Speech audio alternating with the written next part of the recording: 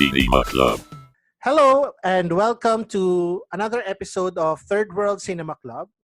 I'm John Tawasil from Present Confusion.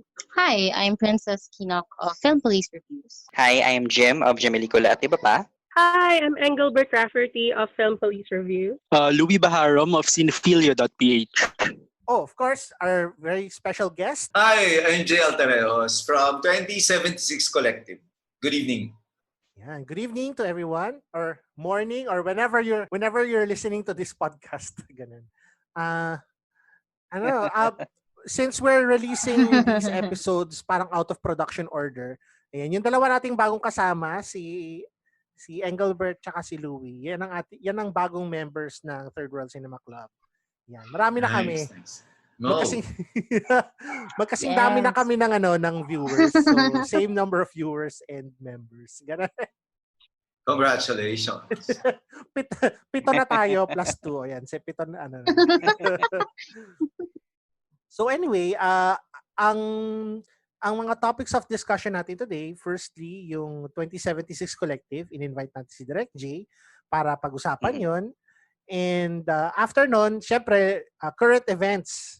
So, ano bang nangyari recently, which I think all of us have heard about. Yan. So, sige guys, start kayo with, Direct, ano po ang 2076 Collective? I would say this, 2076 Collective is a group of filmmakers and we have banded together to create content that reflects realities now, and we really have committed to fight oppression and repression. Alam mo, with the content that we have, parang ganon. And especially now that during this pandemic, no, parang ngayon, parang gusto naming subukan at sinusubukan naman namin na mabuhay bilang mga filmmakers sa kahit na anong panahon. Parang ganon. Yun yung stand namin. Na we have to be wherever we and whatever we are in whatever time. Hindi pwedeng huminto ang mundo, ang buhay natin. Gumagawa kami ng mga content. Yun nga, una namin produce yung Walang Kasarian ng Digmang Bayan. But of course, ang history niya, nanggaling pa dun sa Beyond the Box, yung production company na tumulong talaga sa akin mula noon. No? 10 years ago. Parang ganon. 12 years ago pala. So, this is just a continuation of that production, and it keeps on evolving. So, now it's 2076 Collective. Ano po yung mga activities na ginawa niyo so far with regards to the collective? Okay. Well, dahil nga nagkaroon ng lockdown, no? So, we edited some parang series, yung isang medyo contentious, no, yung mga yugto ng pagkamulat, which is only available when you request it from us. Parang gano'n, anyone can message us and we will share the links and the password to the series. We have 3 episodes online already. And then Ciclo has been serialized also. And yan, nagla-live on certain topics, and we help. Of course, we help our co-workers. So, kaya nga kami nagfa-fundraising up to now. Pero hindi naman yung sobrang, parang G na mag-raise ng funds. But may mga nagbigay, and pinabot na namin dun sa mga kasama namin. Parang, syempre, we have to take care of the people who worked with us also muna, parang ganon. Guys, Ses, question? Nice. Yes. Wala lang. Sabi ko lang nice. Pero so far, Direk, since di ba nag-release kayo ng mga series, nire-release nyo ulit yung mga films, ganyan. Ano yung mga other works so far na ma-anticipate namin, which I believe, di ba, like what we've discussed before, si Ciclo. Yes. Third episode na this Ciclo, Friday, of course. So, my other Viva titles will be Ito pala yung pinaka sa inyo ka nauna na-announce. Sorry. Meron akong konseptong iniisip kasi. Parang we are trying to repurpose some materials that we have. I mean, even from the films that were shown already, and try to edit some new material from it, some new content from it. Parang ganon. Kasi naniniwala, parang, di ba, ngayon everything is being repurposed or recycled. Bakit hindi yung mga footage? Bakit hindi yung mga nasa library namin? So yun. Tapos, kahit yung mga hindi ko pelikula, promise, ipalalabas ko rin siya. Bahala na sila sa buhay nila. Parang ganon. I mean, even if those who, some people own some of my films, I will show them because these are still my films. Diba? Parang Okay. Jim, ikaw, do you have any questions regarding yung projects ng 2076 Collective? Kasi, di ba direct, aside from the film showings or the screenings or the watch parties, you also have other discussions. For instance, katulad kahapon, di ba, yung kay Direct GA. And then, last kasi napanood ko na discussion was when you screened ang Laro ng Buhay ni Juan. Kasama niyo po si Chai, si Sir Archie, saka si Chai. So, mayroon pa po bang mga susunod na discussion? Yes, yun pala yun. I want to invite some of you or kung ilan man yung because on Tuesday, I am showing 2 short films of Lau Fajardo. He is a very good friend. Ooh. And he has given me, and I'm so excited, really good. Yung isa niyang I'm really, really excited about it. Metamorphosis ang title. And it's really nice. Yun. It's an LGBTQ content and grabe, na-excite ako. So, kung sino available to discuss, ayusin natin yung oras. Yun. Parang, yun pa. Ano ba? Ano naman yung mga discussions namin Parang, anong tawag nito? Very, how ba nun? Yung, kung ano yung nangyayari, tapos we think of something, parang gano'n. Because we have other discussions like what happened to Joshua Molo, on freedom of the press and expression. And we had also discussions on what happened to Jay Santero. So it's not all about the films, no? Or filmmaking. So it's really about what's happening around us during this time of lockdown and pandemic. Speaking pala direct, di ba, before the lockdown, may plano kayong i-release yung Walang Kasarian ng Digmaang Bayan. Yes. Pero di ba, yun na nga, in the middle of the pandemic, nagka-cancel ang lahat ng mga film festivals, ganyan. So, ano po yung parang naging yung tumakbo sa isip nyo doon sa mga pangyayari na yun? Of course, nung una, manghihinayang ka, no? But ako kasi, I accept everything. Yun yung siguro dahil matanda na yun yung natutunan ko, to just accept everything and work around it. Kaya sinasabi ko na I'm working right now. I'm working as a filmmaker even during this lockdown. Yun. So parang sa akin tinatanggap ko yun. Kaya ngayon parang baka nga I have to do some edits again of Walang Kasarian ng Digmaang Bayan kasi ang dami nang nangyari, ang dami ko nang napag-isipan, parang ganon. So, yun. I just closed a deal with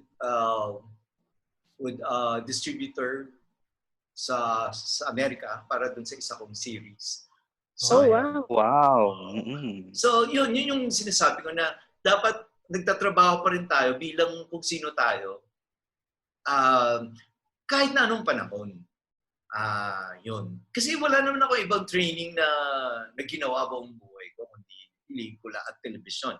So, alam nga naman anong gagawin ko ngayon? Bukod sa namimigay kami ng mga pagkain, namimigay kami ng tulong, alam mo yun, parang we have to be filmmakers during this time. You know, kung hindi makashoot, mag-edit, maggawa ng content, parang ganun. Ayun nga, since I think at the start ng nitong lockdown, ganyan, very active ka on watch parties and such and so on. So, on your personal experience and syempre feedback na rin, kamusta yung feedback from the audiences and at the same time creatively sa 2076 collective? Ano yung nararamdaman ninyo as a collective? Ganito. Feeling ko, etong mga panahon ngayon, people are so open lang to anything, no? And rightly so. Kasi, syempre, karamihan naman sa mga tao nagbibigay, tumatanggap, ibig sabihin, libre yung mga content, libre yung mga ganyan. So, medyo, medyo parang ang mga tao pa, ano tawag ito? Medyo hindi pa sila masyadong criticize on the things. But Ciclo is doing really well, especially episode 1 is doing well. It is now around almost 9K views na so far. Wow. So, magti-10 na siya. So parang ako talaga, I mean, we are inclined to continue having this, having an online, whatever, channel, if you may call it, no? Yun. At marami na kami mga pinag-aaralan pang iba. Kasi parang nandito naman ang technology and kahit paano sa akin, we can start small. Parang ganon.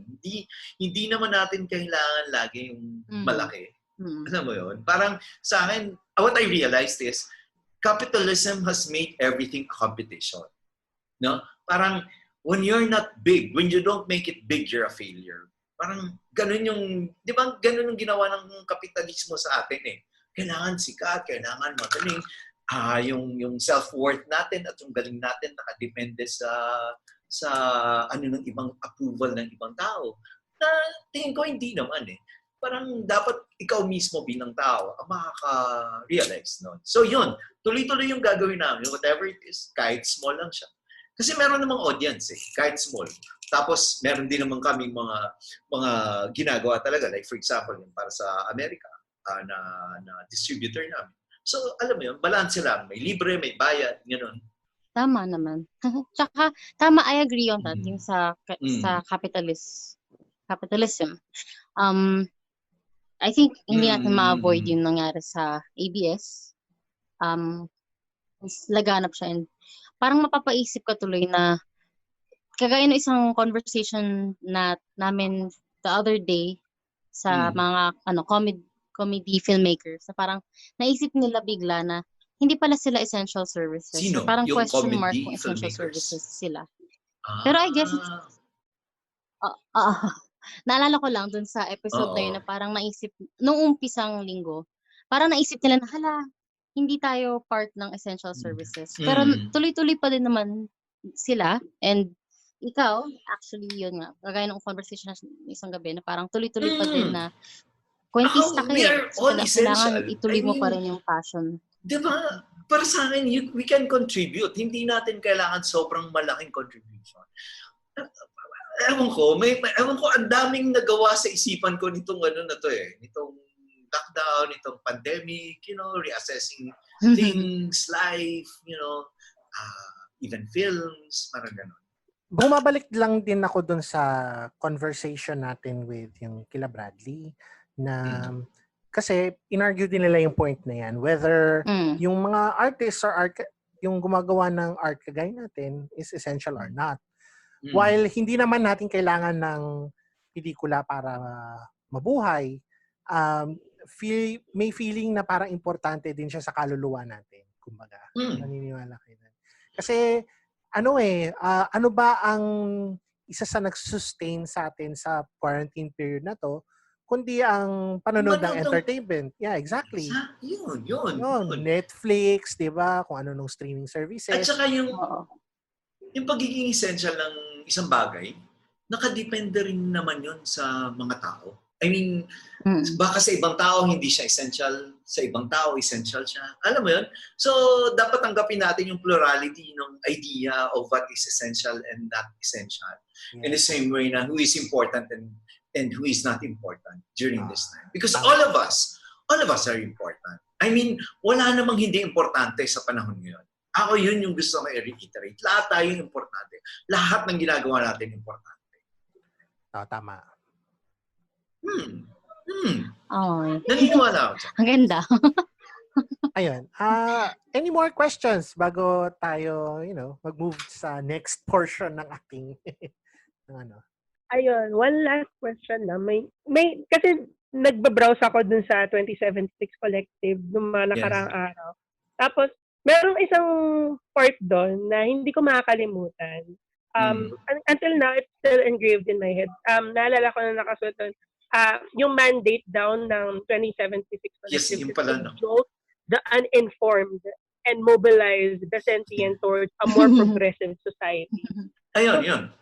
Yes. So, gusto ko malaman kung paano niya siya na-accomplish ngayon. Kasi 'di ba may mga dahil syempre 2076 Collective hindi naman niya kaya mag-run lang on its own. You are asking for donations like at least 50 pesos man lang to help out. Yes. Need, diba? Yes. So, what do you, yun, anong paano, yun ulit, Engelbert? Ano yung question? Paano nyo, paano ko ba sabihin? Paanong paraan nyo ginagamit yung mga donasyon na binibigay sa inyo? At kumusta na yung... Ganito. Okay, sa amin, nagme-message kasi sila eh. Alam mo, nagme-message sila sa amin. And we give them money. We don't give them mga sardinas and everything. No? Pinapadala namin online kasi syempre we cannot go to them din naman. No? Yun. At saka sa group, meron ding parang accounting yan eh. Na parang, ganito na yung mga nakuha natin. Tapos ganito yung mga binigay natin. And of course, doon din sa pagra-run ng ginagawa ngayon. Pag nag-edit, yung ganyan, may tinatabi para sa kuryente, para sa ganyan. So, ganun siya. Para siya rin talagang collective. Kasi that's our dream eh. Ako, para sa akin, parang sana lang ang isang artist, kunyari tayo, no? Magawa natin yung ginagawa natin nang hindi tayo nagugutom. Tapos may nanonood sa mga, or may nanonood ng mga ginagawa natin nang hindi pag-uusapan yung bayad in between. Yung pera in between. You as a creator and the viewer. Parang yun yung dream ko eh. Parang if we can sustain ourselves by just having enough to live and then be able to create a content for free sa mas marami, yun yung dream, no? Tapos at the same time, to still create the same thing and sell them somewhere else. Parang ganon. Parang may subsidize ng free content. Yun yung idea ko talaga eh. Na parang subsidy dapat siya eh. Those who can should pay and those who cannot should not pay. Parang ganon. Parang dapat walang madideprive of anything. Dahil lang walang pera eh. Lalo na pagkain, at saka yun nga, yung art. Parang ba't ba? Ewan ko, parang sobrang hirap na ng mundo na sobrang dehado na yung mga walang pera at nahihirap. Parang ganun. So, yun. Alright. Louie, may tanong ka ba? Tanong ko lang po, sino-sino po yung mga members ng group, ay ng collective? Okay. Generally, katulad nga ng sinabi ko, generally, we consider all the people we have worked with the last 10 years as part of it. I mean, extended part of it. Parang ganon. So, whoever, kung sino man lumalapit sa amin na nakasama namin, no, parang papaalala niya lang sa amin. Kasi syempre, kasalanan ko to, hindi ko kilala lahat sila. No? I mean, hindi ko talaga kilala yung iba. So, sabihin, ako po yung assistant ni ganyan. ano ang piling, ano saan nga tayo nagkasama? Ganun lang siya ano. Sa ano daw, sa Dolores. Kaya nag-shoot tayo kasi yung DOP si Joseph. Parang ganun. Ganun lang siya. But the core, we have a core na 6, yun yung mga we consult parang ganun. I consult with them, they consult with me. Parang ganun. Ako, si Archie, si Manuel Garciliano, si Tads Obac, si Oliver Aquino, si Josh Mercado. Yan, kami yung 6. Yan. So, move na tayo to siguro the other main concern of the day. Yan. Yes. So, as of this recording kahapon, nag-shutdown ang hindi man shutdown, pero nag-shutdown. Nag-go off the air ang ABS-CBN dahil hindi pinayagang i-renew ang kanilang prangkisa ng NTC. Parang ganun. So, unang-una, paikot. Anong comments nyo on what has happened? Noon ko pa to sinasabi. Parang, ito namang gobyerno to, talaga namang what we have now is martial law. Hindi lang siya pinapangalanan. Alam mo yun? If you see the composition of the government, if you see the secretaries of this government, lahat yun, mga former military persons. Di ba? Pati SWD and everything else. Pati yung IATF committee, di ba? I mean, everyone is from the military. So hindi na ako nagtataka dyan. Kasi what I get from this government is they will float something. Pero pag flinote na nila, ibig sabihin, it's on the works already. Kasi they act on it immediately. I mean, a day or two or a week from, alam mo yon, may babalikan ka talaga. So sa Duterte, noon pa, sinasabi niya na ibablock niya yung renewal ng franchise ng ABS-CBN, no? So, true enough, ginawa niya. Hindi siya makatarungan, hindi siya makatao. Well, wala ka namang ina-expect na katarungan at pagiging makatao sa gobyerno nito. So, hindi siya katakataka, pero nakakagalit talaga. Ako nagagalit ako. Nagagalit ako at nabubisit din ako sa mga artista ng ABS-CBN na hindi nagvo-voice out ng kanilang opinion. Alam mo yon? May mga hindi nagvo-voice out ng opinion or safe masyado. Kasi para sa akin, it's not the time to play a game or politics, no? It is your livelihood that is threatened or taken away from them already. It's their livelihood. And they should fight for it the way we fight for them also. Di ba? Tayo nga nagkukumahog na lumaban para sa kanila eh. So yun. Kailangan sumama rin silang lumaban sa laban nila.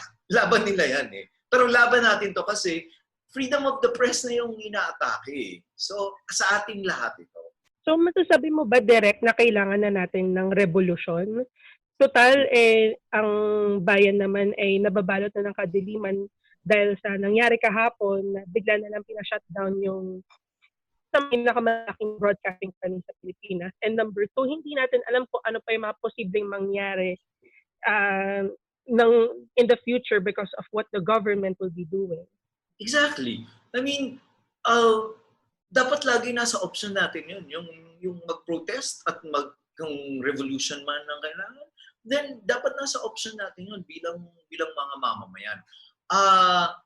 Kasi wala na eh. Ako wala akong nakikitang gagawin pang mabuti ng gobyerno ito.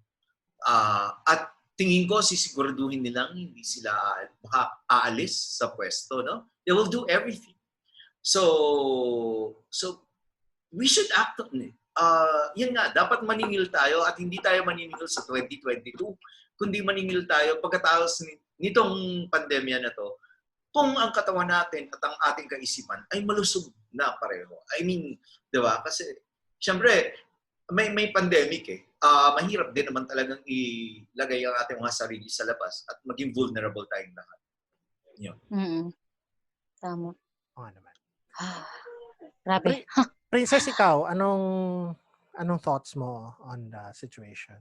Hindi ako makapaniwala I mean, lahat naman ng media outlets, hindi sila perfect eh. Kahit si Rappler, CNN, si GMA, si ABS, pero ang hirap ipaintindi, hindi lang sa mga quiet na artista, kundi pati na rin sa ibang mamamayan na talagang gusto nila, na, I mean, masaya sila. Tapos parang, alam mo yun, kagaya ng sinabi ko sa isang post, kasi kanina talagang hindi ko na napigilan, nag-reply talaga ako sa mga tao. Sabi niya, may isang nag-comment ng tungkol daw sa sa pagre-respect sa opinions, ganyan. Kasi apparently, naglabasan yung ibang mga quote-unquote DDS na schoolmates namin nung high school. And yung mga talagang quote-unquote DDS, hindi ko talaga mawari na DDS pala sila. Tapos, yun nga, same rebuttal na parang kami na lang presidente or ang bobo namin, ganyan. Tapos so siya, firm talaga siya sa stance niya na hindi na makatarungan. Hindi siya nagsaside na DDS siya, hindi na siya nagsaside na dilawan siya, ganyan. Pero maganda yung opinions niya na sinasabi niya na yun nga, yung exercise ng freedom is being questioned because una, ano ba ang pinapalabas ng ABS nitong mga nakaraang linggo? Puro news. As in, nagre-risk ng lives yung mga newscasters nila and journalists to go on the scene to report what's happening. I mean, sila nga yung naunang magka-concern ulit sa mga pipi at naglagay ng sign language person sa baba na napagkamalan pang TikTok ng mga kabataan, di ba? Imagine that. Talaga ba? Sorry, wala akong TV. I don't watch TV. So, I mean, second, question yung TV Plus. Pero ang pagkakaroon ng Netflix subscription, hindi nila kine-question. 'Di ba? Kung tatanungin mo kung ano ang unang kumakain ng livelihood ng cable channels dito, it's not the TV Plus itself or the black box. It's having an internet connection and having other platforms to watch films or shows. It's not the black box. Nakakatawa nga kasi ABS-CBN TV Plus siya, pero napapalabas siya ng GMA, ng CNN, ng IDC, ng PTV, na malinaw kasi it just makes, di ba, it just makes the channel clearer. Parang ganun lang naman yung ng black box na yun. Ganun lang siya. And kagaya nung umiikot na ECE na post na about frequencies, I mean, kahit hindi ako graduate ng engineering, alam mo yun, sentido común, frequency doesn't pertain to one channel. It pertains to multiple channels. Ganun siya. That's what you call a frequency. Kaya nga yung lahat ng radio stations dito may DZ kasi they're riding on one frequency. Diba? Yeah. So yun. So nakakagalit siya kasi, alam mo yun, parang, sabi ang comment ko dun, maganda na, alam mo yun, I don't want to unfriend DDS from my list anymore kasi natutuwa ako na ine-exercise din nila yung right nila for democracy. Oo naman. Yeah. And at the same time, it's for me to know na, okay, so mali pala yung una kong inisip na i-shut yung sarili ko kasi it's not like that eh. Parang iba yung nararamdaman ko from what they're saying. What I feel is this kasi ito yung nakikita ko eh. As opposed to them na they're only assuming what they saw on group or pages, Facebook pages na ginawa just to manipulate their minds. So yun. So nakakainis siya kasi you can't say na it's affecting me because I like shows or TV shows na ABS. Yes, number one, or not actually number one. Pang 10th priority ko ngayon. Ang nakakatakot lang is unti-unti na nga tayong na-manipulate into this era na hindi mo na alam kung sino bang kalaban mo, kung yung virus pa o yung kapitbahay mong maka-Duterte. Yun lang naman. So, Jim, ikaw, anong thoughts mo on the situation? Magkahalong emosyon. Nandun yung lungkot, galit, takot. Kasi ako, I work in GMA, although work from home kami ngayon, syempre because of the pandemic, ganon. Tawag dito, nandun yung takot kasi kung nagawa nila sa ABS, pwede rin nilang gawin sa amin. Diba? Kaya sa TV5 or sa ibang channel or networks dito sa Pilipinas, ganon. Tapos, ang kinaiinis ko, yung mga tao, since nawala nga sa TV Plus tong ABS, na ano na naman sila, na divert na naman yung attention nila, napunta na naman sa GMA, no? Wala namang perfect na network, di ba? Even nga with the labor issues, nandyan pa din yan. Pero ang ano doon was that, hindi naman kayo pinipilit to watch shows from GMA eh. Kung tutuusin nga, mayroon na kayong option like Netflix. Bakit parang kasalanan GMA? Di ba? Yun yung ano ko doon. Yun yung napapansin ko. Na parang, okay, sige, ganun. Ang maganda naman with ABS, when TV Plus, kahit na wala yung mismong Channel 2 na hindi na umi-ere, mayroon pa rin Channel 7, which means nandun pa rin yung respect. Hindi na kasi siya about ratings eh. Hindi na siya about network wars eh. Teka, Jim, I have a question. Sorry, I'll just remember. You may or may not answer it. Are you allowed? Are GMA people allowed to express your opinion on opinions on ABS-CBN? Sa contract naman po namin, wala naman pong nakalagay. Kaya we're naman free to Kasi I know some people from entertainment and they were there. Well, yung dati pa, parang they were not allowed to express their opinion, especially on social media. So, parang pinagsasabihan sila pag may lumabas, alam mo yun, papatawag, tas parang yun. Medyo disappointing. But anyways. Correct. Tsaka, di ba, may isang newscaster nga na galing GMA. I mean, syempre si GMA kasi hindi siya kasing powerful ng Lopez's eh. Kaya siguro tinatry na rin i-protect in a way yung reputation niya, ganyan. Meron nga isang newscaster na lumipat sa kabila, di ba? Simply because hindi niya ma-express yung na point out o na-figure out niyang breaking news, hindi niya nailabas. So, lumipat na siya sa kabila. So, parang, what if kung kunwari nayaan ni GMA yun? And I think, okay lang kay GMA. Kaya lang, hindi sila kasing powerful ng Lopez's na parang kayang supportahan yun. And the government will do everything in its power rather, to suppress that. So, yun din yung mahirap kasi okay, tapos na yung ABS, naka-shutdown na sila. I mean, albeit it's temporary. Pero paano na tong mga existing like the CNN, yung write-ups niya ngayon is very, very adamant on the point na the government is doing something or is behind this. Diba? So pati ba yun, shutdown din nila? Parang ganun. Or delay ba nila? Gagawan pa ng paraan para makitil? Ganun. Hindi yun. Hindi malayo, no? Yun. Pag may nasilip silang butas, ganyan naman lagi sila eh. Ayun. So, how about you, Engelbert? Ay, kahapon talaga nung nalaman ko yung balita, naluha talaga ako. Hindi ko kinaya. Unang-unang pumasok sa isipan ko noon, time na yun. Paano yung mga trabahador ng ABS-CBN? Paano na yung mga pamilya nila? Paano na yung mga kamag-anak nila na nakasalalay sa mga tao na nagpapakahirap araw-araw para din sa taong bayan? Kumbaga, isipin mo,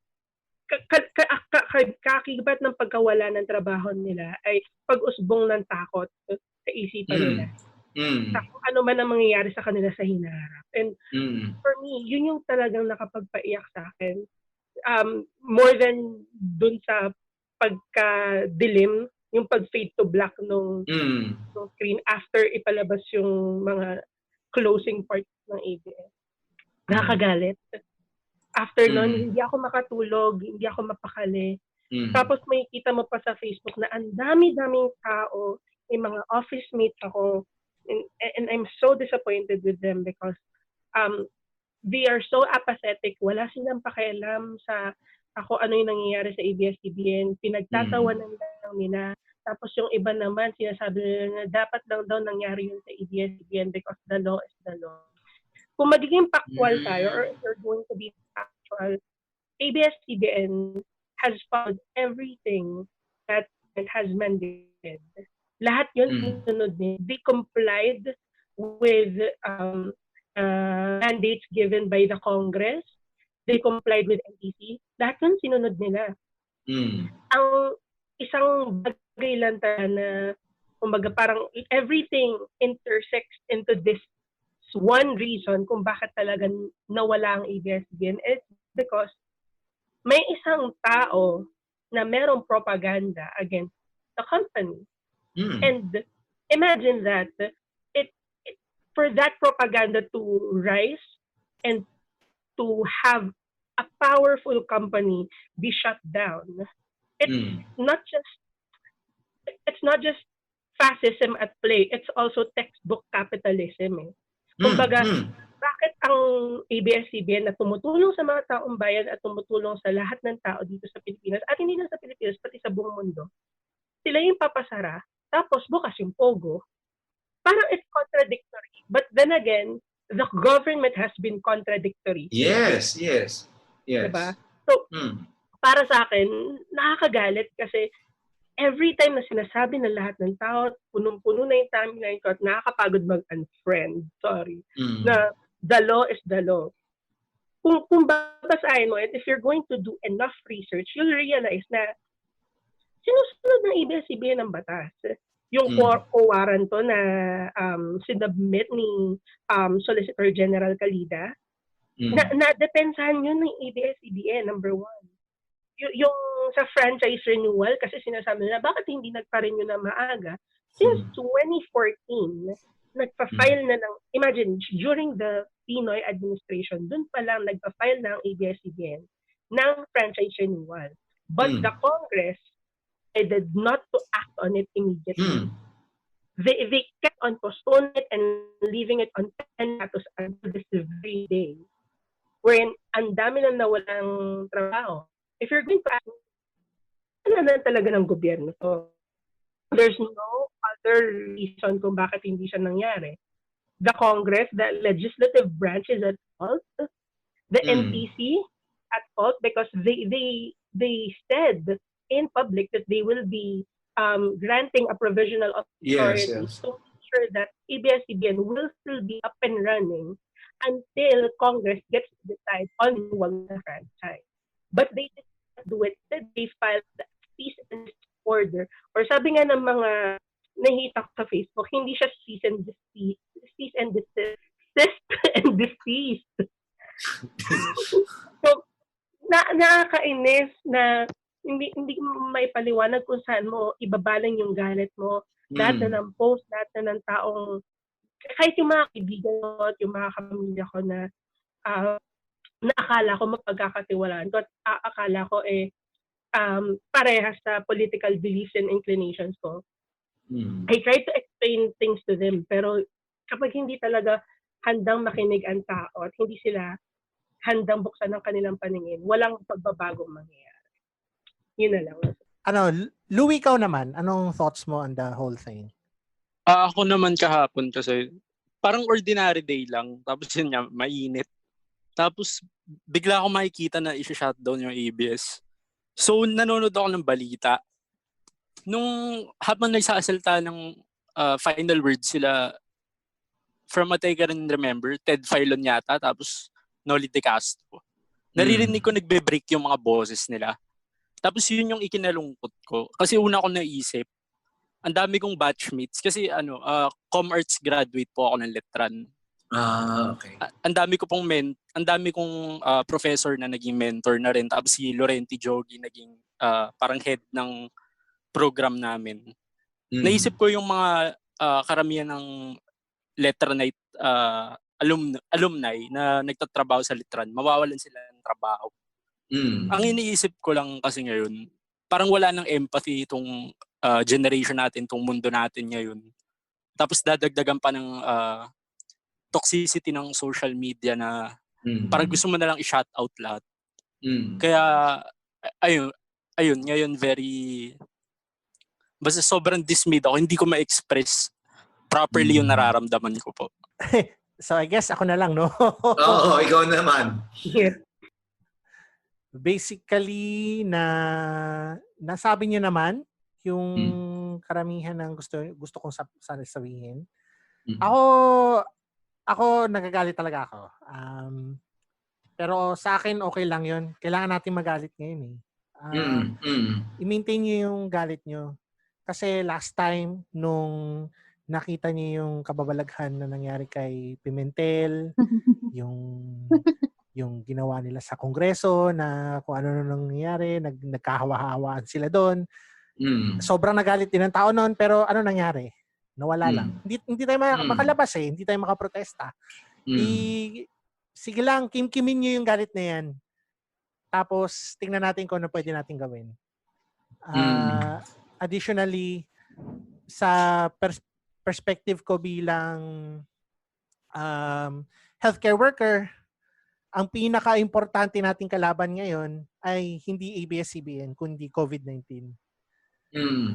So, Definitely. ang isa sa pinaka-importanteng bagay na kailangan mo during a pandemic is an information system para sa lahat ng mamamayan. Yes. Dahil wala ng Channel 2, isa sa pinakamalaking avenues kung saan ka pwedeng makapanood ng balita ay wala na. Dahil lalo na sa mga liblib na probinsya, hindi mo makikita yan eh. Sobrang hina ng signal ng ibang channel. Ang Channel 2 lang ang nakakaabot. So for a lot of people, ang main source of information nila is through either yung radio stations or yung TV programs ng Channel 2. So nakakalungkot. Pangalawa, nasa sitwasyon ka nga na hindi ka na pwede magtrabaho. Tapos tatanggalin mo pa ng trabaho ang mga workers na technically essential media yan, essential workers yan. So ngayon pa tatanggalan. Isipin mo kung ano mangyayari kung tinanggalan mo ng trabaho lahat ng tao sa PGH o sa kahit anong ospital dahil napikon ka sa sinabi nila. Anong klase kang, 'di ba? Anong klase kang gobyerno? Exactly. Parang kulang pa ba, no? Kulang pa ba ang nangyayari, no? Dadagdag pa. Pero ako kasi matagal na akong sumuko sa gobyernong ito. Parang wala na ito. Dapat din ng gobyerno to, talagang i-oust. Yun yung stand ko ever since. I mean, kaya siguro yung mga tao rin yung sinasabi nga ni Louie kanina, no, na parang yung magkaroon naman ng empathy, baka napapagod din kasi sa dami ng ginagawa rin talaga ng gobyerno ito. Hindi mo na alam kung saan ka mag-focus ng galit mo. Tama. So, kasi di ba nakaka-drain din siya? Sa totoo lang, parang nakaka-drain siya eh. So, pero tama yung sinasabi mo nga dyan, na anuhin yung galit na yun, no? Kimkimin at alalahanin uli, no? Alalahanin later on at maningil. Huwag kalilimutang maningil. Baka pag back to new normal, ano na naman tayong lahat, no? Parang, docile na naman tayong lahat. Matutulog lang tayo. Parang, kumbaga, kunyari, ang analogy ko dyan ay natutulog ka sa bahay mo. Nagising ka dahil may naririnig kang kumakalampag sa taas ng bahay mo. Magnanakaw na pala yun. Sa pagkagising mo ba ay matutulog ka ulit? O hahayaan mong nakawin ka ng magnanakaw? Or, alam mo yun, gigising ka ba? Yun lang naman ang sa akin. Action ka, di ba? Action ka. Pipigilan mo yun. Gagawin mo ang lahat. So, dapat ganun. Parang wala, nakakaano lang. Kasi ako din, nung 2016, hindi ko man sila binoto. Parang, sige, tingnan natin ang mangyayari. Ito naman ang binoto ng taong bayan. Pero, madali kong nakita na talagang gobyerno to ng mga pikon. Mas malala pa to sa gobyerno. Hindi ako fan ng previous na administration. Pero mas lalong... grabe to. Mas lalong hindi ako fan ng administration na to. Yun. Sorry, masingit ko lang yung sinabi mo na kasi binoto naman to ng taong bayan. Parang gano'n, no? Parang gano'n. Matagal na kasi tayong nakasubscribe dun sa ganitong klaseng demokrasya na kung ano meron tayo. Na binoto nga ng taong bayan. Ako ang tanong ko, na ngayon ko lang siya napag-isipan na maigi. Bakit ganito na kahit binoboto ng taong bayan, ang bubulok pa rin ng mga gobyerno, ng mga presidente natin. Oh, tama. Kasi kahit ibinoto ng nakararami, ni isa sa kanila ay hindi totoong nanggaling sa nakararami. Ibig sabihin, sa mga mahihirap, sa mga manggagawa, sa mga magsasaka, alam mo yun, wala namang galing talaga eh. Doon, di ba? Kasi yung buong sistema mismo won't allow that because the entire system will need money, will need you to have money, will need you to be influential to become part of this system, di ba? Parang ganun. Yun yung meron kasi tayo. Though binoboto ng nakararami, hindi minsan nanggaling sa nakararami ang naging presidente. Ayun. Ayun, no? So, ano sa palagay nyo, anong pwedeng gawin ng mga displaced workers ngayon ng ABS-CBN at siguro ang taong bayan para ano ba pwede nating magawa? Lalo na sa sitwasyon ngayon na alam mo, mahirap magkilos protesta ngayon, hindi tayo makakalabas. Tapos, kung lumabas man tayo, sasabihin na, hoy, bakit kayo nagva-violate ng quarantine? Hulihin ka naman, di ba? Hulihin ka naman. Hulihin ka. May justification sila. So, anong magagawa natin? Feeling ko, we just have to wait. 5 days na lang. Ay, hindi. Wait lang. 9 days na lang naman eh. Pero although, I doubt I go out ng May 15, pero yun nga, parang pero sa tingin ko, yung guidelines kasi ng GCQ, bawal pa rin ang mga large gatherings. So, okay. Although, alam mo yan, pwedeng bukas ang mall, pero hindi ka pa rin pwedeng mag-loiter. Bukas ang mall, pero wala pa rin sinihan. Karamihan yan, malamang take out. So, ang hirap eh. Magkakaproblema talaga tayo eh. Really have to, I think, adjust to what we're calling the new normal, no? And pero paano ba? Ang ABS naman, ako tingin ko dapat huwag na sila bumalik sa. Sorry, hindi. Kasi sabi niyo nga sa mga liblib na lugar, wala pa, yung pa rin talaga television pa rin yung libreng TV pa rin, no? Libreng content. Kailangan. Isip ko kasi kung accessibility issue ang minsan problema. Kasi third world pa rin talaga tayo. I mean, naghirap ang sambayanan kahit mayaman ng Pilipinas. Alam mo yun? Parang, ano bang... well, sila naman, hindi naman sila tumitigil na gumawa ng content eh. Kahit nasa lockdown at saka kahit I think wala sila sa ere, magpo-produce pa rin sila. So, tayo, siguro tama yung ginagawa ninyo, yung engage with people, no? Yes. Okay yun. Kasi sabi ko nga nung una, parang ang approach ko dati, dinidedma ko yung mga ganun. Hindi pala eh. Parang dapat kung mahahamig natin, hamigin natin, parang ganun. Kung kaya pa natin pag-usapan, kausapin natin. Bago natin i-display. Maganda nga rin yung ginagawa mo, Derek, kasi pwede siya panoorin ulit. Tapos at the same time, accessible siya kung may Facebook ka, ganyan, or nga kung may internet access. Pero alam niyo, sa tingin ko, mas, yun nga, kagaya nung discussion earlier, mas bababa siguro yung capitalism kahit may new normal na, no? May possibility kaya na mauso yung trading, like yung barter trade na parang, may gulay ako, may gulay kang ganyan, palit tayo, parang gano'n, no? Pag umabot tayo sa punto na either worthless na ang pera or hindi tayo kumikita lahat ng enough money. Oo. Doon siguro. Ayun. Salamat din po kasi na nabanggit niyo po na maganda rin tong ginagawa namin. Salamat po kasi na-appreciate niyo rin. And thank you as well kasi because of the collective, napapanood namin yung mga previous works niyo. Like, yan, yung mga laruang lalaki, ang laro ng buhay ni Juan, yan, kasal, which later on I think ma-discuss din naman natin. Alam niyo kung bakit? Di ba yung DOP ko kasi DOP namin ng Siklo, si Joseph De Los Reyes, he died of COVID. And ito yung mga na-realize ko, di ba? Parang, ba't ba natin, ito pa pala gusto kong i-address, no? Parang, kami mga filmmakers, ang dami namin mga pelikula, tapos hindi namin sinishare. Dahil nag-aantay kaming mabili, maganyan. Ang tagal na ng mga iba naming pelikula, nandyan lang, walang nakakapanood.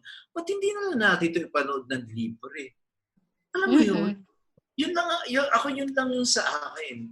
Kahit doon sa mga merong mga kumpanyang may-ari, bakit nyo ba ipinagkakait yung mga pelikulang niya? Wala nakakaalam na magagaling pala yung mga, magaganda pala yung ginawa.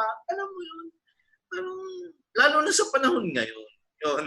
Parang, ipabigay nyo na yung hindi naman kumikita. Idol na yan eh.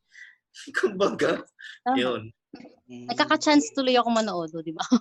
Dati hindi ako makanood eh. Oo nga, di ba? Dapat nga. Kasi from the start na yung napanood ko po yung ang lalaki ng parola, ang lalaki sa parola, and then ang lihim ni Antonio, I wasn't able to watch yung in-between films niya po. Napanood ko yung Cambio, pero yung ang laro ng buhay ni Juan, even laro ang lalaki, I wasn't able to watch it. So, nung napanood ko na yung laro ang lalaki, nakita ko na, kaya pala nagawa ni Direk J yung Gino Tumari because he was able to do yung laro ang lalaki. Kasi napakaganda po ng pelikula eh. That was 10 years ago, di ba? Parang 10 years ago yun. So, tanda ako na po. Oh God! I hate it. So, Jim naman eh. Oo nga, Jim naman eh. Talaga, Jim.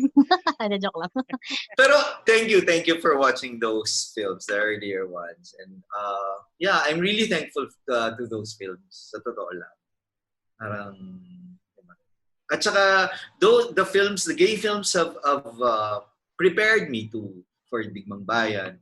Kasi kumbaga, yung sabi ko nga lagi, ngayon ang gusto kong matutunan parang to frame the narratives from the closest to the truth of the marginalized, the oppressed, and the dispossessed. Parang ganun. Parang kasi syempre kami, kunyari ako, middle class pa rin naman talaga yung sensibilities ko eh. I mean, kahit sa mga ano. Pero nung habang ginagawa ko yung walang kasarian ng Digmang Bayan, ang daming nabuksan sa isip ko. Sa isipan ko. So, parang, I think I will devote my time now and my films to the people. Parang ganun. Kasi, na-realize ko, parang, ano bang silbi ng ginagawa natin kung hindi rin lang tayo makaka-contribute man lang na maliit, no? Give back to sa atin, sa mga tao natin, o sa humanity mismo. Parang ganun. Tama naman. Saka po pala Direk J, kasi noong one time sa Twitter, kami ni Engelbert, we talk about, nabanggit kasi yung mga ngayon naging issue din yung BL or yun yung naging trending before BL. So ngayon, napag-usapan namin si Crisaldo Pablo, kasi po naalala ko rin nung Out of Alex, and then kasi nung mga late 2000 up to the early 2010, yung mga films po kasi is included sa Pink Films. So, na-share ko kay Engelbert na hindi naman dahil sa films ni Direk J namulat ako with homosexuality. It's just that I was lucky enough na nung panahon na yon may Video City pa and narin ko nga yung mga films po because of Digital Viva. Ganon. So, sabi ko nga sa kanya, kayo po, Direk J, kumagang kasabayan niya po, like yan, sila Crisaldo Pablo, si Monty Parungaw. Kumbaga, with the BL kasi iba nga lang yung iba lang yung tema or yung melu ng mga pelikula mo. Pero namulat ako doon sa part na kasi yung mga iba ngayon na gay films tackle or discussed in the middle class setting. But on your end, kasi nasundan ko na yung films because may watch party kayo, nakita ko na yung pelikula nyo is realidad because yung sitwasyon ng mga homosexuals, mahirap eh. Yun ang masyadong pinakita sa ibang films na napapanood nowadays. Kasi sabi ko nga, kaya sabi ko, kahit noon pa man, sinasabi ko naman na no one lives in a vacuum. No? Even yung mga bakla. Di ba? Yung parang, kahit na bakla kami, nakatira pa rin kami, nakatira yung iba sa amin sa mga mahirap na lugar, nagtatrabaho bilang ganito. Kailangan kabahagi siya ng society. No? Hindi pwedeng puro pag-ibig na lang yung uusapan natin, no? Parang gano'n. May question ako dun sa tanong ni question on top of a question. Yes. So Jim, are you asking direct na baka or kung gagawa ba siya ng boys love na type ng film or comparison lang ng gay films versus BL series? Hindi, nabanggit lang naman namin ni Engelbert dun sa isang discussion regarding BL. Kasi di ba dito sa Philippines, marami naman na talagang nagagawang gay films like pink films era during the late 2000 or the early 2010. So hindi na sa atin hindi na siya bago or tawag dito, hindi na siya yung parang tipong yung BL ay on our end kasi ang problematic with the BL series, fantasy siya. Unlike kasi nung mga pink films na pinakita ni Direct J, ito talaga realidad siya ng buhay yung pinapakita.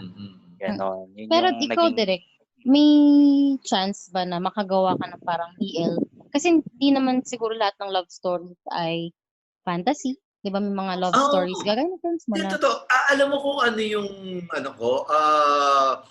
sorry, but I have to refer to napanood niyo yung ni Gio Potic. Mark and Lenny ba yan? Yes. Mark and Lenny. Yes.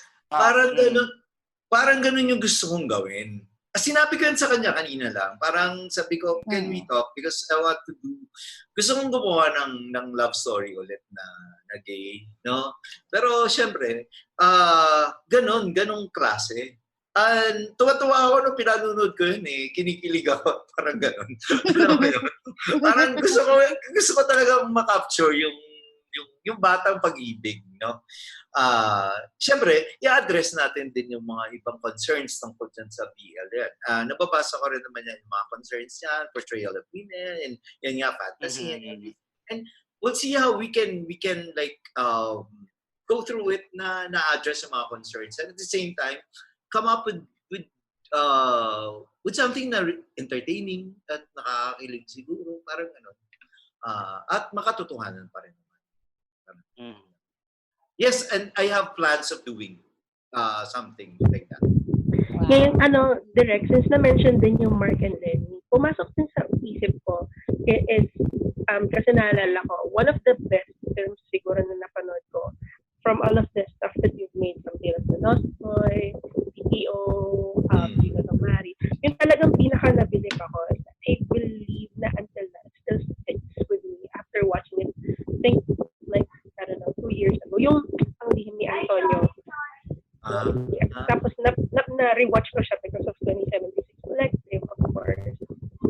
Kumbaga, through that film, parang na-encapsulate kasi yung kung ano yung status ng teenagers siguro at the time. And I think it's still reflective of how adolescents think these days. It as a siguro dun sa pino-portray ng BL, like Together or Why Are You? Yun yung mga alam kong BL. So, kumbaga, ngayon, sa tingin mo, Direk, ano na yung status ng perception regarding sa LGBT? Particularly sa adolescents. Kasi I feel like mas dun nagpo-focus ngayon or dun nag-gear ang taong bayan ngayon kumbaga sa pagkamulat ng adolescents in terms of LGBT sensibilities or awareness. Ganito, tingin ko, base sa mga nakakausap ko rin sa community, no, parang dito sa mga urban areas, parang yung mga bata ngayon, mas open, mas expressive sila, Pero patuloy pa rin yung mga pangyayaring hindi maganda sa mga probinsya, no? Patuloy pa rin yung pagtatago, patuloy pa rin yung mga abuses, no? Sa mga batang gustong lumabas na bilang mga bakla. Kumbaga, kaya nga sinasabi ko na baka minsan yung community, the LGBTQ community, iniisip nila na hindi, we're way past the yung narrative na kawawa tayo. Parang kailangan na natin i-celebrate, kailangan na masasaya na kwento. Tama naman. Meron tayong mga masasayang kwento, pero wag nating kalilimutan. That struggle, sabi nga nila, the struggle is still real. Diba? Especially for those who are not from the urban areas. Parang sa akin, sabi ko, akala natin kasi kung kaya na natin mag-post sa social media ng mga partners natin, alam mo yun, parang natural na sa atin. Pero nakikita pa rin natin na ang society hindi pa rin handa sa marriage equality, di ba? Nandiyan pa rin yung discrimination. So, the struggle, dapat alam natin yun na ang mga bata pa rin ngayon, hindi lahat nakakapag-out ng diretso at saka ng madali, no? So yun. Pero ang nakikita kong maganda kasi katulad nga ninyo, yung sinasabi ko, I'm so fortunate, I think, that through the years, nagkakaroon ako ng audience. Noon, mga kasing edad ko, tapos tumanda na sila, hindi na nila masakyan actually yung mga pelikula ko ngayon. Tapos, kayo, natutuwa ako na yung mga kaedad ninyo, na-appreciate naman yung mga ginagawa ko. Parang ganun, alam mo yun? And kaya kumbaga, patuloy pa rin akong gagawa. At nakita ko nga na, tama lang na ngayon pinapalabas yung mga ibang pelikula. Kasi mas open yung mga bata ngayon. Mas open kayo ngayon. I mean, marami sa mga nagkagusto ng kasal ay hindi naman mga bakla, di ba? Or mga members ng LGBT community. May mga babae, at may mga lalaki rin nagkagusto. Na mga bata at mga kaedad ninyo. So, sa akin, ang ganda nun. Yun. But I really want to say na the struggle is still there. So, dapat wag makampante ang mga miyembro ng LGBTQ community na okay na ang kalagayan natin sa Pilipinas. So, eto na. Siguro kahit 10 minutes lang, guys. What have you watched, read, or done recently? Yan. Siguro start na lang muna ako sa akin. Kasi, yan, nagsasalita na ako. Actually, sa totoo lang, wala akong bagong napanood since our last episode. May ginagawa ako ngayong, hindi ba nga, for our 15th anniversary, ang Present Confusion, gumagawa siya ng mga short, less than 5-minute video essays. Yay! Ginagawa ko na yung pinakahuli. So, guess nyo na lang kung tungkol siya saan. Tapos, may extra akong collaborator dito, pero hindi ko sinasabi kung sino. Malalaman nyo na lang sa title screen. Secret collaborator. Sino kaya yan? Sa film criticism industry, thing. Wow. Kapwa kritiko. Bert pala, no? Wait, didn't see Powerful! Biglang tumunga. Hello, I'm Richard Bulisay. De, joke lang. So si Richard ang kasama. Hindi si Richard. Hindi. Clue yan. So, ayun. Yun lang. Abangan nyo na lang in the next few days. Lalabas yan. Yun lang. Yay. Yay.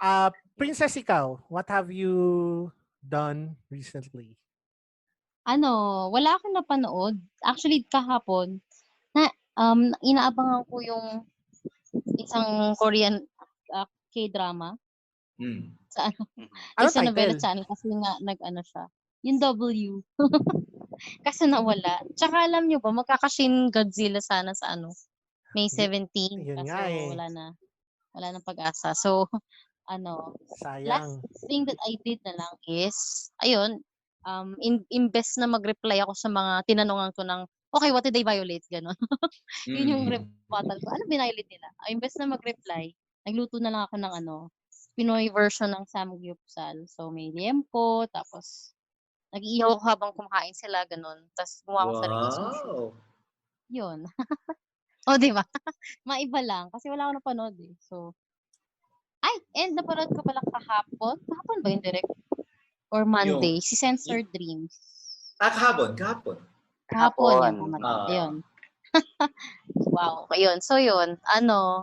May isang nag-feedback pala sa akin direct na daw. Hindi pala siya, basta di ba ang dami kong pinagtatag doon. Tapos hindi ko na sabihin ko sino yun. Chat ko na lang sa'yo. Ganun. Ano sabi? Yan tayo eh. Ano sabi? Kahapon ko lang nalaman na hindi pala siya bading. So, sabi ko, I'm sorry. Sabi niya, hindi ko sanay na Sabi niya, ano ba to, princess? Parang iyak ka. Nag-assume ka. Ay, bakla to. Natawag ko to kasi bakla. Oh my God! Oh, by the way, I am not a fan of LGBT films. Gumanon siya. Ako tama. talaga, oh my God. Oh my God. Oh my God. Check ko dun sa mga tinag mo kung sino. Malalaman ko yun. Sorry. Sakto pa ata, nung pagkatag ko sa kanya, yung eksenang sumasayaw sila ng, may tissue roll. Tissue roll ba yun? Ayun, sabi ko, my God. Hindi, pero teka muna. Pero nanonood siya ng mga pelikula. Oo, kasama ko kasi siya minsan sa mga See? film festivals, gano'n. Ayan yung sinasabi ko sa inyo. Na yan pa rin, parang, ewan ko. Anyway. Lagot ka. At iniisip mong bakla siya. Wala. At least, hindi ko siya in-out, di ba? Hindi ako nag-assume Tama. na tinag ko lang siya for the heck na, nanonood ng indie to, so sige, tag ko siya, ganyan. Biglang, by the way, I'm not a fan. Unang talaga siya, parang, oh my gosh, hindi siya bading. Yung una kong hindi ko malang inisip na, ayaw niya ng pelikula, gano'n. Talagang, hindi pala siya bading. So, anyways, ayun. At least na-confirm mo, no? Oh my God. Oh my God, that was so funny. Alamat ka, ate. Kaloka. Sex talaga. Sino ba yan? Sensor Dreams, ang ganda ng cinematography niya, in fairness. Tsaka ang galing ni GA doon, parang, wow, si Bakla. In fairness, ang galing siya. Tari ni Bakla, parang performance of his life. Of his life. Diba? Performance of a lifetime si Bakla. Yes. Alam mo, dapat manood tayo ng, I haven't seen any of his films. Dapat manood tayo. Ooh. Yes. Mag-watch party tayo kung gusto niya, tapos i-live stream natin somewhere. Parang isang Sige. panibagong episode natin. Ako, I want to see his films actually. Sige. Tsaka yun, di ba, Gymmate, Twitter thread kayo. Actually, may mga kakilala kong girls na hindi sila nasa indie scene, ganyan. Pero nanonood sila ng mga, gay na M2M na films. Daming girls. Hindi lang ako nag-iisa. Ganun. At saka maraming mga kinikilig na babae. Yes. Kasi para sa akin, mas tender i-deliver ng mga gay directors yung love story ng lalaki sa lalaki kaysa yung minsan, not always, pero mas madalas na dun ko nakikita yung, ang sweet naman nila. Malapit sila. Siyempre. Pag sa amin, mga hetero, parang, wow, may struggle. May struggle. Siyempre naman, nanggaling na kami sa di ba? Alam namin kung paano maging ma-marginalize. Hanggang ba naman sa pelikula na. Oo yan, direct. Totoo yan. Diba? Marginalize na nga. Ayun lang. Ayun. Jim, ikaw naman, may pinanood ka ba recently? Yung kahapon din, Laro ang Lalaki. Actually, nabangan ko talaga siya. Salamat. Nabangan ko siya. Kamusta naman siya? Salamat Jay? din, Direk. Mimigay Nagandahan natin. ako. As in, Nandyan lang nagandahan siya. ako. Salamat. Nandyan lang siya online. Kita mo, parang... Ayun. Nagandahan ako kasi film within a film siya. Tapos nung anong discussion yung nga po ni Mon Confiado, sabi niya yung Mon Confiado, alam mo, direct iniisip ko, parang ganito siguro gumawa ng pelikula si GA. Di ba sabi niya gano'n? Kasi nga low budget. Gano'n. Tapos, ako kasi nung researcher ako sa dating show sa network namin, alam ko yung struggle ng isang nagde-direct eh. Kunya, kulang na yung budget, abono ka na. So, nakarelate ako dun sa part na ganun ng production, dun sa Laruang Lalaki. Yun. Kasi we really tried to, kumbaga, encapsulate what was happening during that time. Alam mo yon, yung mga ganun yung ginagawa na ganyan. Tapos parang yung mga tao namang gumagawa, seryoso sila sa ginagawa nilang yon. Diba? Yes. Yung seryoso naman sila. Parang, yun, wala namang, lalo na yung mga nagsasabi na artist ako, seryoso naman yun. Regardless kung ano ang pagtingin ng ibang tao. Parang ganun. Kaya, yun din yung, that was what I emphasized yesterday, na parang si GA ganun siya. Seryoso siya sa ginagawa niya. Kahit na yung mga tao, dinidedma siya. Saka ano po, direct, ang galing nila Richard Kwan, ni Mon Confiado, gano'n. Si Richard Kwan as a director and Mon Confiado as producer. Ang naisip ko nga, direct, sorry ha, feeling ko ikaw yung director watching Lagi naman I mean, lagi naman yan. Hindi ko na ipagkakaila yan. Yung mga pelikula ko, halos yung mga yung mga experience ko yun. So, yeah, more or less. Saka dun sa eksena na, powerful yung eksena dun sa MTRCB with Dexter Dorie, parang naalala ko, although this is not about MTRCB na, yung parang kung titingnan mo, parang ganun din siya sa nangyari sa'yo with walang kasarian eh, di ba? Although iba nga lang ang circumstances, di ba? No, but I really had I experienced something sa MTRCB, pero maganda kasi nakita ko kung paano eh. Parang during that time, na-realize ko si June Kitley pa nga yata yung isa doon eh. Parang masyado na siya nung devotee ni Mama Mary. So alam mo yun, napaka-conservative ng sa laro ng Juan to eh, nangyari. Tapos nakita ko siya talaga, mga middle class sila, tapos mga 40s to 50s na mga babae at mga lalaki. So, alam mo yun, kinausap ko sila ng English. Just true enough, nagbago yung nila, yung tono ng pakikipag-usap nila sa akin. Alam mo yun, parang, does it really happen? Parang gumaganon pa sila, does it really happen? Sabi, yes, it does. And you know what? Sometimes they do this in, oh my God. So, ganun sila. So, in-engage ko sila. So, parang naging lenient pa sila na parang, but we cannot really show this. No, wait. Sabi ko, at that time, medyo pa sila, maluwag. Sabi ko, I don't have money to pay for a second review, but can I just go out? I have my computer with me and the editor will just do something. Sabi ko ganun. So yun, dinilaman ko yung iba. So sabi ko, dinilaman ko na, ganyan. Sabi ko, can you just wait for like mga 20 to 30 minutes? So sabi niya, oh, sure. Parang ganun. Sige.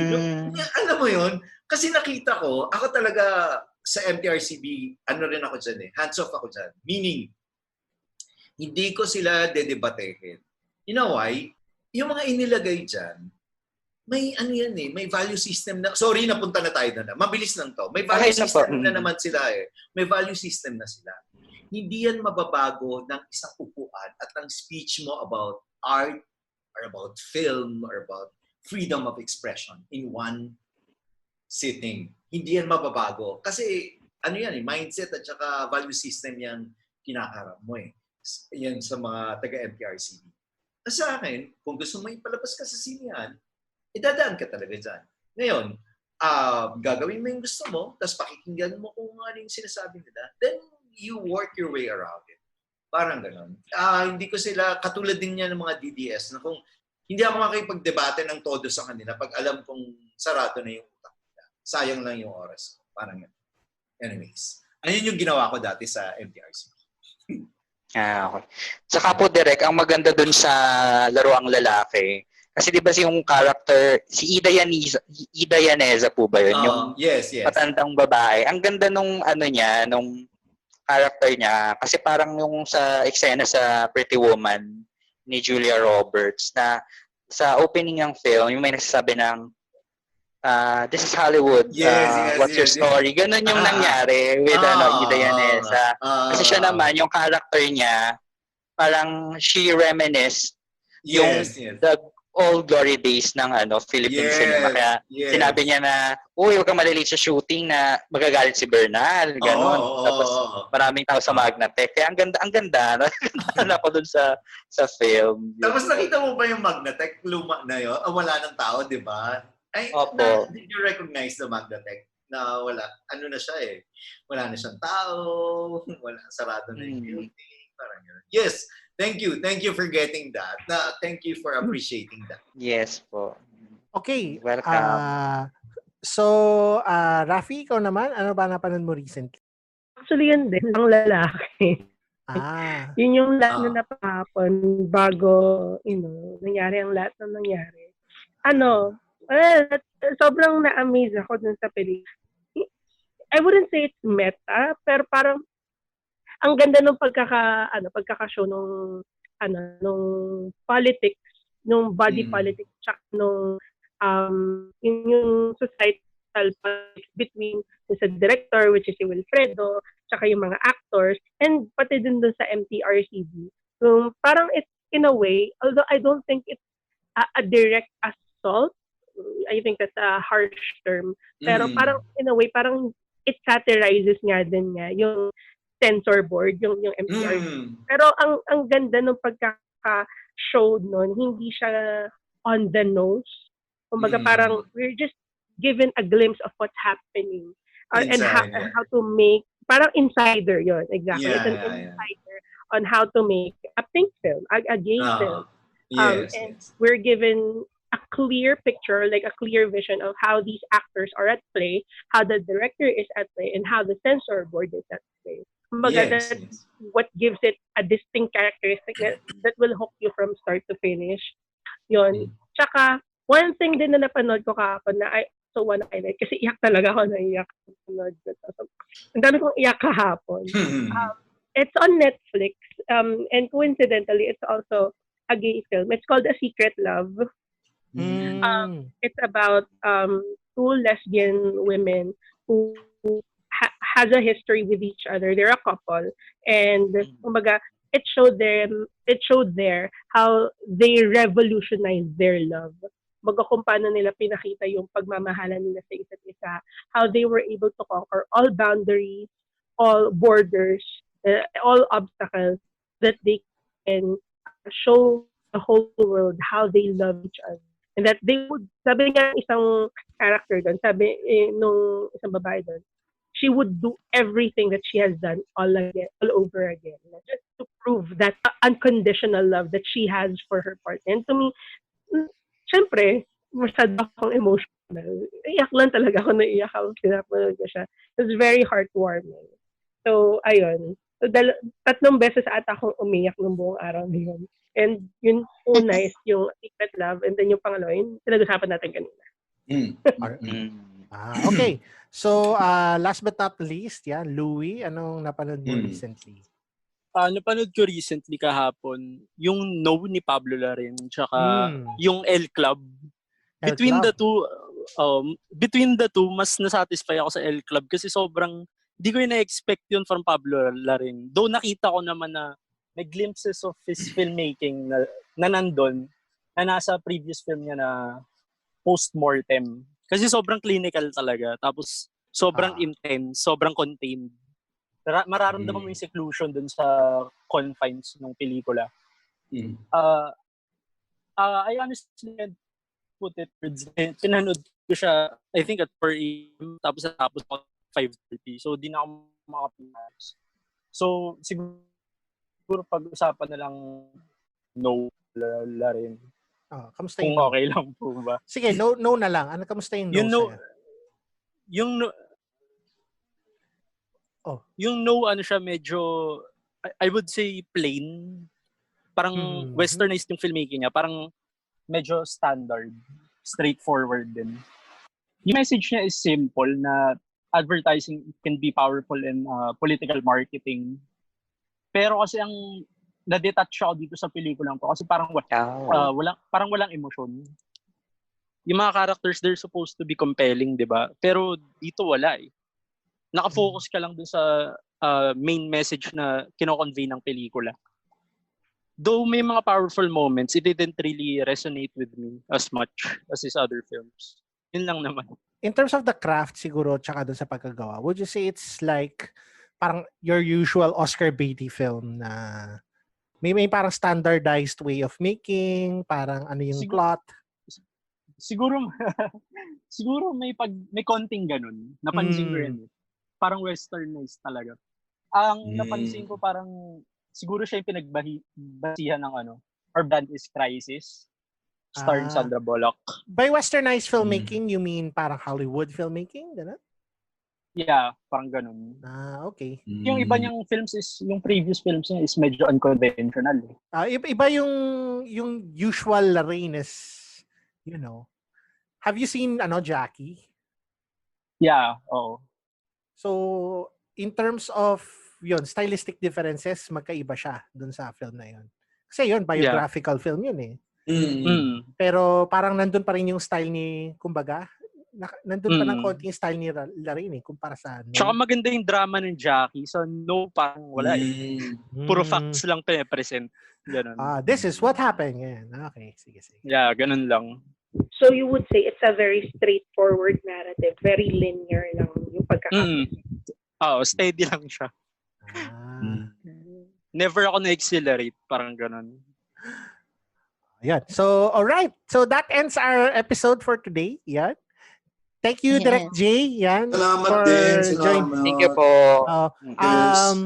Jan, may lang ako. Ano yan?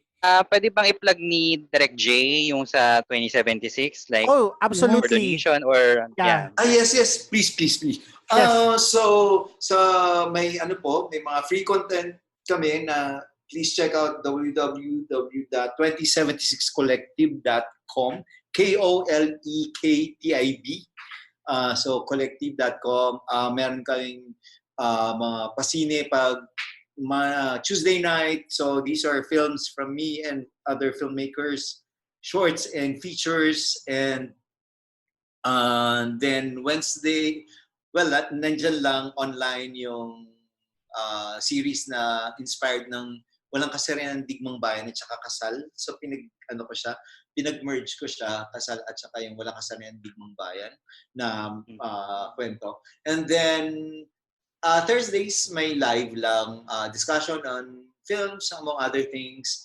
And Fridays Siklo, then Sundays live again. So please punta naman kayo sa 2076collective.com and if you have 50 pesos, mag-donate naman kayo doon. Maraming salamat sa Third World Cinema Club. So, thank you, Direk. Salamat. Sa ulitin. sa ulitin. Sige. Bye-bye. Good night. Good night. Bye po. Bye.